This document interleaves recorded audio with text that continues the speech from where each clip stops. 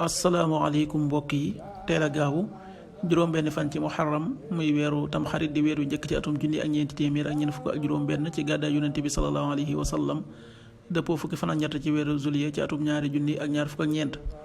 juróom-benn fan bokkul ci lim yu fàtte lim bu rafet la kon tey ci gaawu bi rafet na li ñu ci gën a taamu mooy ko ca watu li ñu ciy tere waccandiku moom gaawu mooy ko ca sangu wala ko ca fóot. ñaanu bis bi yow yàlla maa ngi lay ñaan nga defal ma àjjana te musal ma ci sawara allahumma inni asaluka aljannata wa astajiru bika minan naar allahumma inni asaluka aljannata wa astajiru bika minan naar. xadiisu bis bi yonent bi sallallahu alayhi wa sallam nee na kenn ci yéen bu rafetalee lislaamam bépp yiw mu def dees nag ko bindal fukki yoon dem ba juróom-ñaar téeméeri yoon bépp ñaawteef bu mu def benn yoon dees ko koy bindal. xadis bi Buxaari ak Muslim nettali nañ ko. qaala rasulullahi sallallahu alayhi wa sallam ida axsana ahadukum islaama fa kullu xasanatin yacmaluha tuktabu lahu bi ashri amsaaliha ila 700 dicf wa kullu sayiatin yacmaluha tuktabu lahu bi misliha rawaahu Buxaari wa Muslim.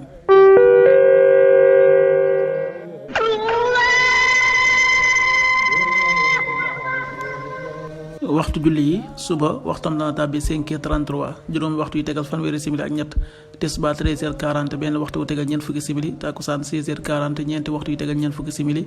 timis 19h40 juróom-ñaari waxtu yu tegal ñeent fukki simili gee 20h51 juróom-ñetti waxtu yu tegal juróom fukki simili ak benn.